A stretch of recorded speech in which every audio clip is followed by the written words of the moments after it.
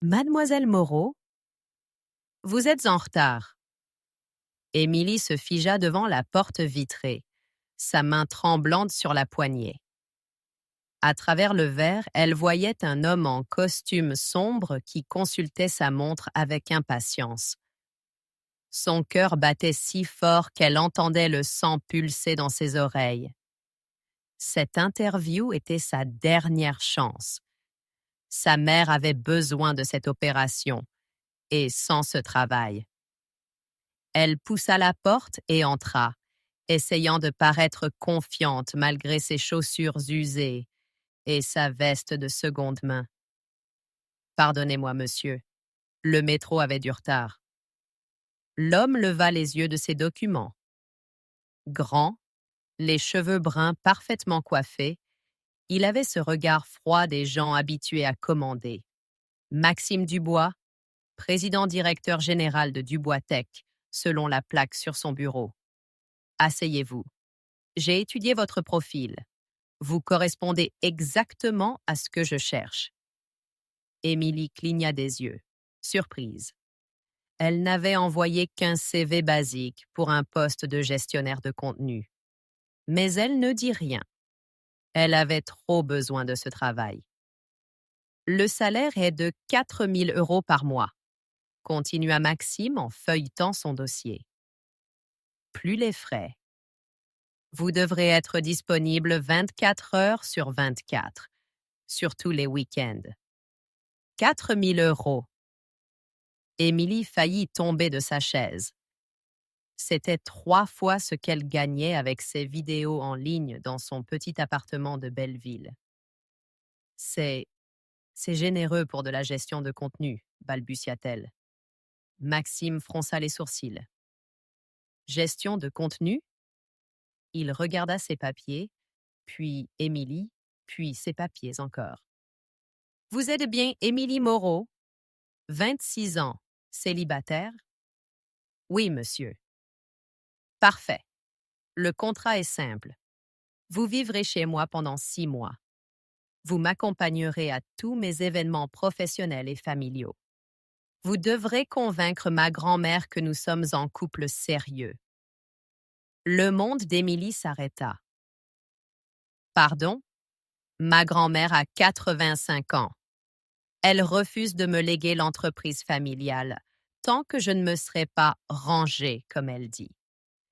Elle veut me voir mariée ou au moins en couple stable avant ses 86 ans dans 6 mois. Maxime sortit un contrat épais de son tiroir. Vous jouerez le rôle de ma petite amie. Rien de physique, bien sûr. Juste les apparences. Sourires en public, tenir la main, quelques photos pour les réseaux sociaux de l'entreprise. Émilie regardait le contrat comme si c'était un serpent venimeux. Monsieur Dubois, je crois qu'il y a une erreur. Je postulais pour 4 000 € par mois, l'interrompit-il. Plus une prime de 10 000 € si ma grand-mère est convaincue. Et naturellement, tous vos frais médicaux familiaux seront couverts par l'assurance de l'entreprise. Les frais médicaux. Émilie sentit sa gorge se serrer. Sa mère avait besoin de chimiothérapie. Et malgré la sécurité sociale, les dépassements d'honoraires et les médicaments non remboursés coûtaient une fortune qu'elle n'avait pas. Je ne sais pas si je peux faire ça, murmura-t-elle. Maxime la regarda droit dans les yeux. Mademoiselle Moreau, c'est un travail comme un autre. 6 mois, quelques sourires, et vous aurez assez d'argent pour résoudre tous vos problèmes. Comment savait-il pour ses problèmes financiers? Avait-il enquêté sur elle? Son téléphone vibra. Un message de l'hôpital. Rappel. Paiement en retard pour Madame Moreau. Merci de régulariser votre situation rapidement. Émilie ferma les yeux. Dans son petit studio de Belleville, sa mère l'attendait, faible et inquiète. Les créanciers appelaient chaque jour. Elle avait 26 ans et elle n'arrivait même pas à payer les médicaments de sa propre mère. Qu'est-ce que je dois faire exactement? Demanda-t-elle d'une voix tremblante. Maxime sourit pour la première fois. Un sourire calculé, professionnel. Convaincre ma grand-mère que vous m'aimez et que je vous aime en retour. Il poussa le contrat vers elle avec un stylo. Simple, non? Émilie regarda sa signature au bas de la page.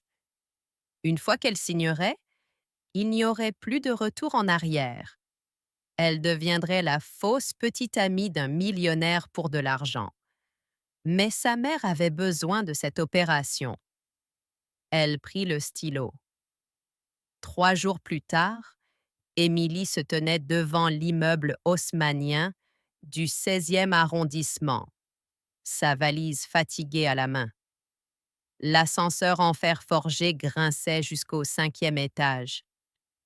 Elle avait signé le contrat, transféré l'argent pour l'opération de sa mère, et maintenant elle devait jouer son rôle. Maxime ouvrit la porte avant qu'elle ne frappe. « Vous êtes ponctuelle. »« Bien. » L'appartement lui coupa le souffle. Plafond de 4 mètres, parquet en point de Hongrie, mobilier design. Tout l'opposé de son studio où elle entendait les voisins se disputer à travers les murs. « Votre chambre est là, » dit Maxime en montrant un couloir. « Nous avons un dîner d'affaires ce soir. Soyez prête à 19h. »« Attendez, » protesta Émilie. « Nous ne devrions pas d'abord apprendre à nous connaître? Si je dois convaincre votre grand-mère que nous sommes en couple… » Maxime sortit son téléphone et commença à taper. « J'ai préparé une fiche sur vous. Et voici la mienne. Nous nous sommes rencontrés dans un café près de République. Vous étudiez le marketing digital. Nous sortons ensemble depuis 4 mois. » Il lui tendit une feuille dactylographiée. « Mémorisez ça. » Émilie regardait la feuille, abasourdie. « Vous voulez que j'apprenne votre vie par cœur comme une leçon d'école? » C'est exactement ça. Et mes sentiments dans tout ça? Comment je suis censée avoir l'air amoureuse si je ne vous connais même pas?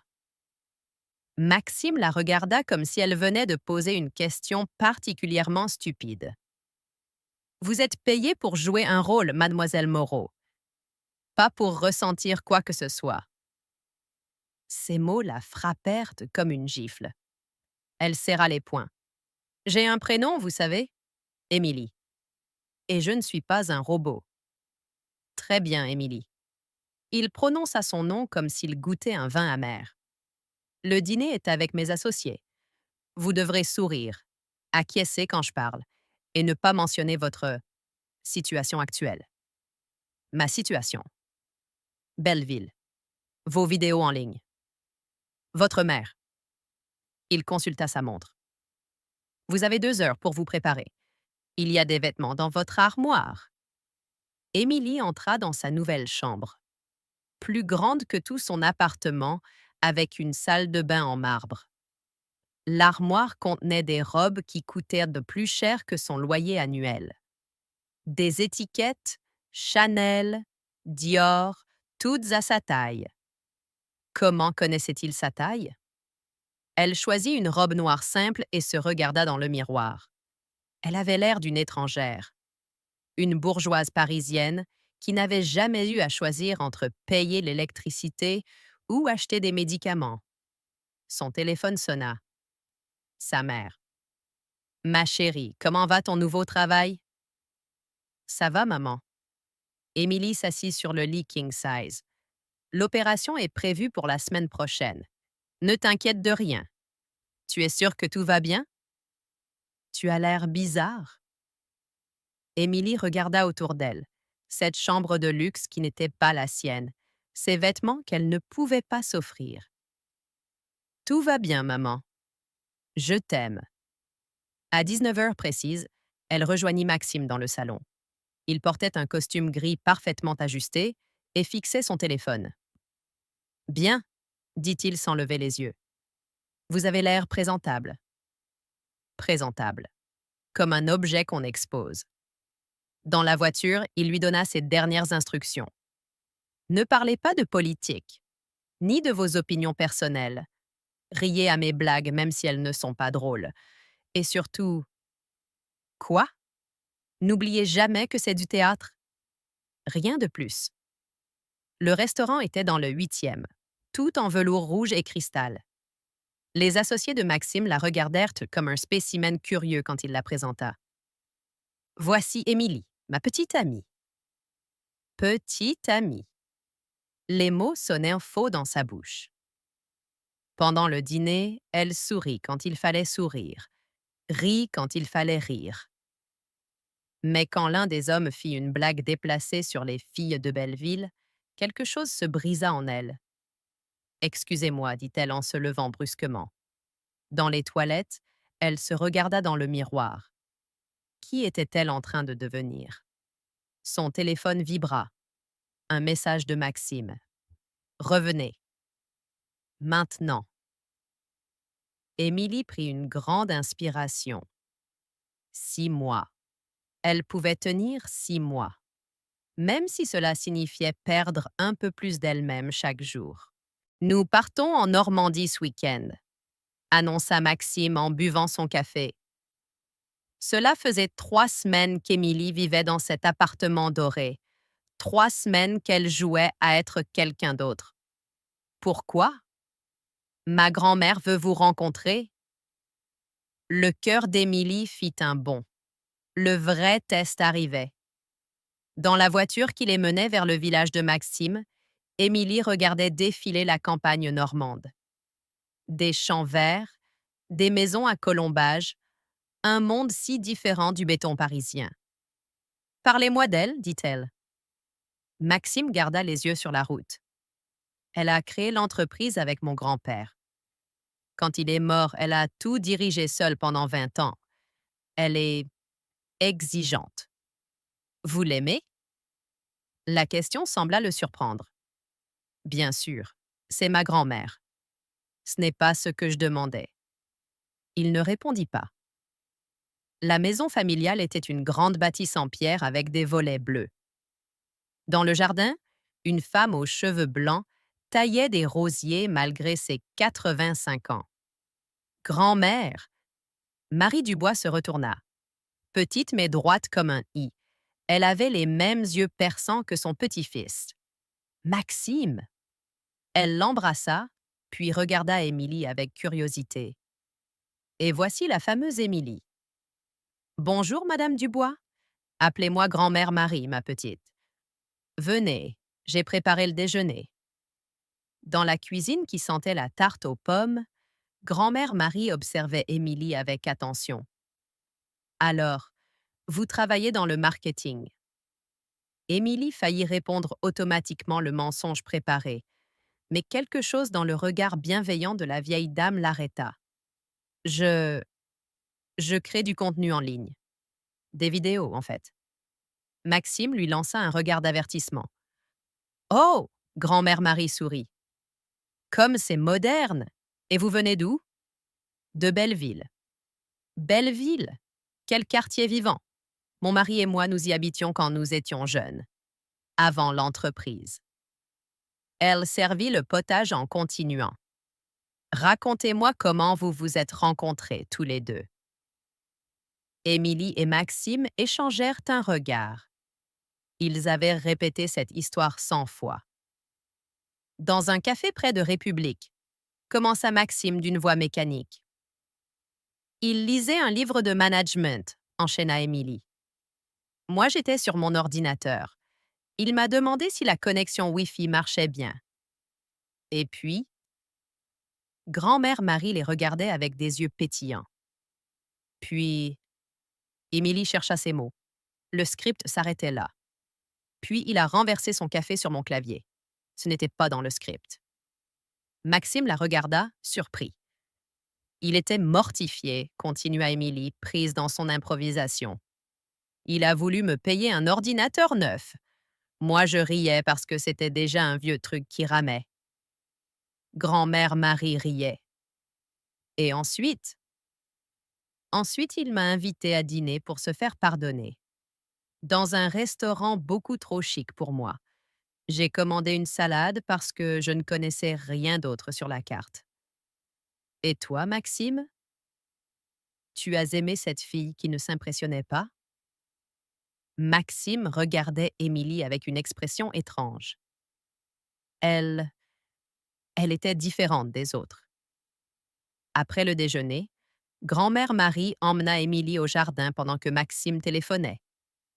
Il n'a jamais amené de fille ici, dit-elle en coupant des roses. Les autres, elles ne venaient même pas le voir en famille, trop occupées par leur vernissage et leurs soirées mondaines. Je ne suis peut-être pas assez bien pour lui, murmura Émilie. Grand-mère Marie s'arrêta de couper et la regarda droit dans les yeux. Ma petite, j'ai 85 ans.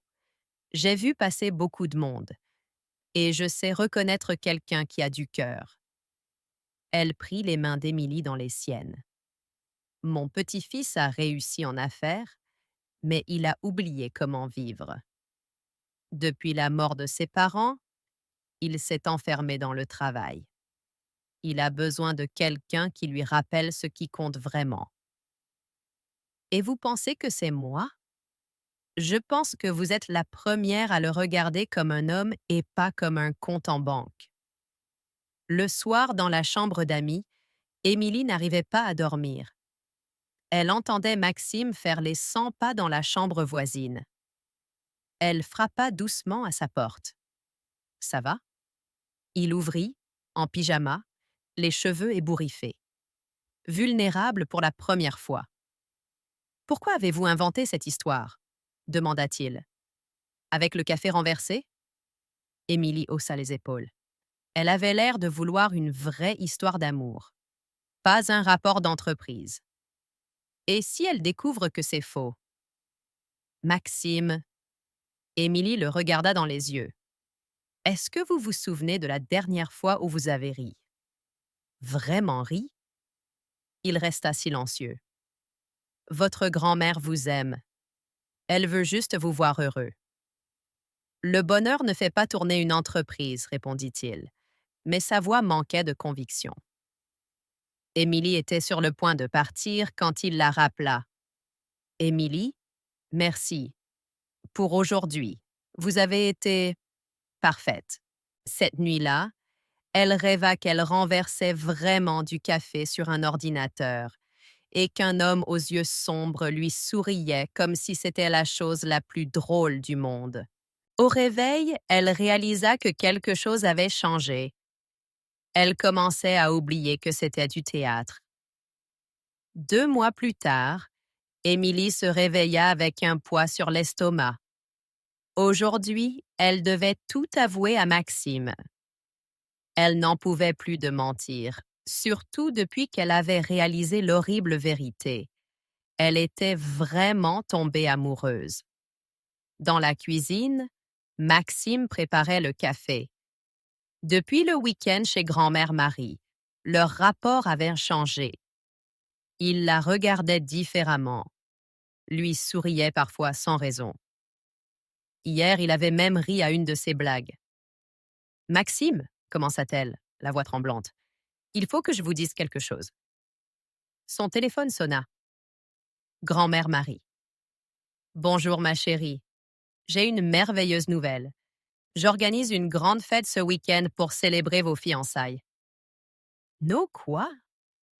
Voyons, ma petite, vous êtes ensemble depuis 6 mois maintenant. Il est temps que Maxime vous demande en mariage. J'ai déjà invité toute la famille et les amis. Émilie regarda Maxime, paniquée. Il avait entendu et était devenu blanc comme un linge. Grand-mère, nous n'avons jamais parlé de mariage. Oh, mais bien sûr que si. Maxime m'a dit qu'il pensait vous demander bientôt. N'est-ce pas, mon chéri? Maxime prit le téléphone. Grand-mère, il y a un malentendu. Pas de malentendu. Samedi 18h, à la maison. Émilie, apportez votre mère. Il faut qu'elle rencontre la famille. Elle raccrocha. Ils se regardèrent en silence. Ma mère ne peut pas venir, dit finalement Émilie. Elle est Elle termine sa chimiothérapie.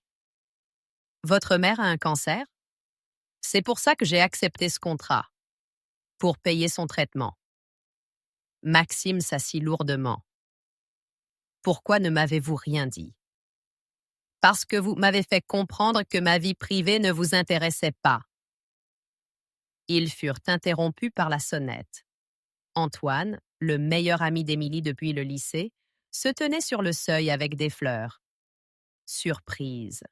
Je passais dans le quartier et... Il s'arrêta en voyant l'appartement de luxe, puis Maxime en costume. « Émilie, qu'est-ce que tu fais ici? » ?»« Antoine, je peux t'expliquer. Tu habites vraiment ici? » Il regardait autour de lui, incrédule. Avec lui? Maxime s'avança, la mâchoire serrée. « Et vous êtes? » Antoine Lemaire, le meilleur ami d'Émilie. « Et vous? » Son petit ami. Antoine éclata de rire. « Son petit ami? » Émilie, qu'est-ce que c'est que cette histoire? Tu m'as dit que tu avais trouvé un travail dans le marketing. Le silence qui suivit était assourdissant. C'est vrai, dit lentement Maxime. C'est votre travail. Jouez ma petite amie. Antoine comprit immédiatement. Oh mon Dieu! Émilie, tu ne fais quand même pas haï. Tais-toi! Émilie avait les larmes aux yeux. Tu ne comprends pas. Je comprends très bien. Antoine était furieux. Tu te prostitues. Sortez! Explosa Maxime. Sortez de chez moi, avec plaisir. Mais Émilie, viens avec moi. Non! Émilie se plaça entre eux. Antoine, va-t'en, s'il te plaît. Antoine la regarda avec tristesse. Tu as changé, Émilie. Tu n'es plus toi-même. Il partit en claquant la porte. Émilie et Maxime restèrent face à face. Alors c'est ça, dit-il d'une voix froide. Vous n'êtes même pas la vraie candidate. Vous étiez là par erreur ce jour-là. Maxime, laissez-moi expliquer. Expliquer quoi? Que vous m'avez menti depuis le début? Que tout était faux? Pas tout, cria-t-elle. Ce que je ressens pour vous, c'est vrai. Il recula comme si elle l'avait giflé. Comment puis-je croire quoi que ce soit de ce que vous dites? Vous êtes payé pour mentir. Je vous aime. Les mots étaient sortis tout seuls. Émilie les regrettait déjà. Maxime la regardait avec quelque chose qui ressemblait à du dégoût. Vous aimez l'argent que je vous donne. Ce n'est pas vrai? Vraiment? Alors rendez-moi l'argent. Tout de suite. Prouvez-moi que ce n'est pas pour ça. Émilie sentit le monde s'écrouler autour d'elle. L'argent avait déjà payé l'opération de sa mère, les dettes, l'appartement. « Je ne peux pas, murmura-t-elle. « Bien sûr que vous ne pouvez pas. » Il sortit son portefeuille et jeta des billets sur la table. « Voici l'argent pour ce mois-ci. Prenez-le et partez. Le contrat est rompu. Maxime, s'il vous plaît. Sortez. Et votre grand-mère? La fête de samedi? Je lui dirai que vous m'avez quitté. Pour un autre homme. Ce ne sera pas difficile à croire. » Émilie ramassa ses affaires en pleurant. À la porte, elle se retourna une dernière fois. Pour ce que ça vaut, ces derniers mois ont été les plus beaux de ma vie, même si c'était faux pour vous. Maxime ne répondit pas. Il regardait par la fenêtre, dos tourné. Dans l'ascenseur qui la ramenait vers sa vraie vie, Émilie réalisa qu'elle avait perdu bien plus qu'un travail. Elle avait perdu l'homme qu'elle aimait. Et le pire, c'est qu'elle l'avait mérité. Samedi matin, Émilie était dans son petit studio de Belleville, les yeux gonflés d'avoir pleuré toute la nuit. Son téléphone n'arrêtait pas de sonner. Grand-mère Marie. Elle finit par décrocher. « Ma petite, où êtes-vous? La fête commence dans quelques heures. » Madame Dubois. Grand-mère Marie. Maxime ne vous a rien dit? Si, justement. Il m'a dit que vous aviez eu une dispute et que vous ne viendriez pas. Mais moi, j'ai 85 ans et je ne suis pas née de la dernière pluie. Émilie ferma les yeux. Tout est fini entre nous. Sottise. Vous l'aimez, oui ou non? Ça n'a plus d'importance. Je lui ai menti. Et alors? Mon mari m'a menti sur son âge pendant 6 mois quand nous nous sommes rencontrés. Il avait peur que je le trouve trop vieux. Ce n'est pas pareil. Ma chérie, j'ai vu comment vous vous regardez tous les deux. Ça ne se joue pas, ça. Venez à la fête. Je ne peux pas. Il me déteste. Alors c'est moi qui viens vous chercher. 1 heure plus tard, grand-mère Marie était devant son immeuble dans une vieille 2CV bleue. Montez, cria-t-elle par la fenêtre. Dans la voiture, Émilie raconta tout. Le vrai contrat, l'argent, sa mère malade, les mensonges. Grand-mère Marie l'écouta sans l'interrompre. Vous savez quoi, ma petite? Vous me rappelez moi à votre âge. Fière, têtue, prête à tout pour sauver sa famille. Vous ne me jugez pas? Pour avoir aimé assez fort pour mentir? Pour avoir sacrifié votre fierté pour votre mère? Non, je ne vous juge pas. Elles arrivèrent devant la maison normande. Des dizaines de voitures étaient égarées dans l'allée. Grand-mère Marie, je ne peux pas entrer là-dedans.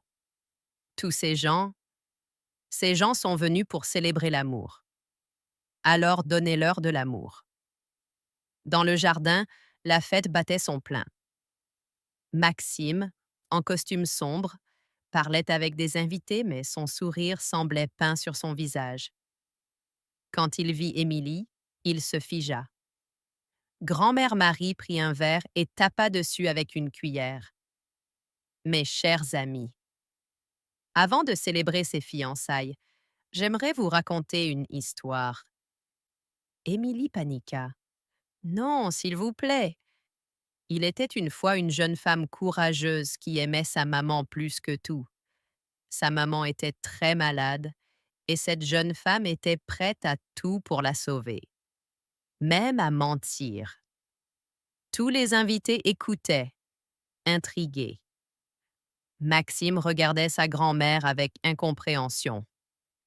Elle a rencontré un jeune homme riche mais malheureux, un homme qui avait oublié comment aimer parce qu'il avait peur qu'on ne l'aime que pour son argent. Les joues d'Émilie brûlèrent de honte. Cette jeune femme a accepté de jouer un rôle contre de l'argent. Mais quelque chose de magique s'est passé. En jouant à s'aimer, ils ont appris à s'aimer vraiment. Grand-mère, protesta Maxime. Tais-toi, mon chéri. Alors maintenant, cette jeune femme courageuse va nous dire ce qu'elle ressent vraiment. Sans contrat, sans argent, juste avec son cœur. Tous les regards se tournèrent vers Émilie. Elle tremblait. Sa voix se brisa. Je m'appelle Émilie Moreau. Je viens de Belleville. Je crée des vidéos dans un studio de 21 mètres carrés. Elle regarda Maxime droit dans les yeux. J'ai accepté ce contrat parce que ma mère avait besoin d'une opération. J'étais désespérée. Mais ces derniers mois, j'ai découvert qui j'étais vraiment. Sa voix se raffermit. Je suis quelqu'un qui se bat pour les gens qu'elle aime. Quelqu'un qui choisit la famille avant l'orgueil. Et quelqu'un qui est tombée amoureuse d'un homme extraordinaire qu'elle ne mérite probablement pas. Elle se tourna vers les invités. Je ne suis pas sa vraie fiancée. Nous n'allons pas nous marier. Mais si j'en avais la chance, s'il voulait bien me pardonner, je l'aimerais pour le reste de ma vie.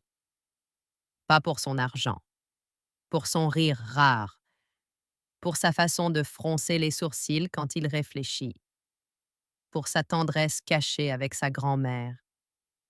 Le silence était total. Maxime s'avança lentement vers elle. Émilie, je sais que c'est trop tard, murmura-t-elle. Je sais que vous ne pourrez jamais me faire confiance. Mais je voulais que vous sachiez que mes sentiments, eux, n'ont jamais été faux. Maxime était maintenant juste devant elle. Vous voulez savoir pourquoi j'ai créé ce contrat stupide? Elle le regarda surprise. Parce que toutes les femmes que j'ai rencontrées ne s'intéressaient qu'à mon argent. Alors j'ai voulu payer quelqu'un. Au moins ce serait honnête. Il prit ses mains dans les siennes. Mais vous m'avez fait rire. Vous m'avez tenu tête. Vous avez pris soin de ma grand-mère comme si c'était la vôtre. Et oui, vous m'avez menti. Mais moi aussi, je vous ai menti. Comment ça? Je vous ai dit que c'était juste du théâtre. Mais depuis le premier jour, je savais que c'était faux. Je suis tombé amoureux de vous dans ce café quand vous avez dit que vous ne connaissiez rien à la carte. Il sourit, ce sourire rare qu'elle aimait tant. Alors, Émilie Moreau de Belleville, créatrice de vidéos dans un studio de 20 mètres carrés, voulez-vous signer un nouveau contrat avec moi? Quel genre de contrat? Un contrat pour la vie, sans argent, juste de l'amour. Il sortit une petite boîte de sa poche. Épousez-moi. Pour de vrai cette fois. Émilie éclata en sanglots et se jeta dans ses bras. Oui, oui, 1000 fois oui. Les invités applaudirent. Grand-mère Marie essuya ses larmes. Maintenant, ça c'est une vraie histoire d'amour. 6 mois plus tard, Émilie et Maxime se marièrent vraiment. Sa mère, complètement guérie, était au premier rang. Antoine était témoin. Et grand-mère Marie, dans son discours, dit « Parfois, il faut mentir un peu pour découvrir la vérité de son cœur. » Émilie regarda son mari, son vrai mari, et sourit. Elle avait signé le plus beau contrat de sa vie. Oh, merci d'avoir regardé. Si vous voulez savoir ce qui se passe ensuite, tapez continuer dans la section commentaires.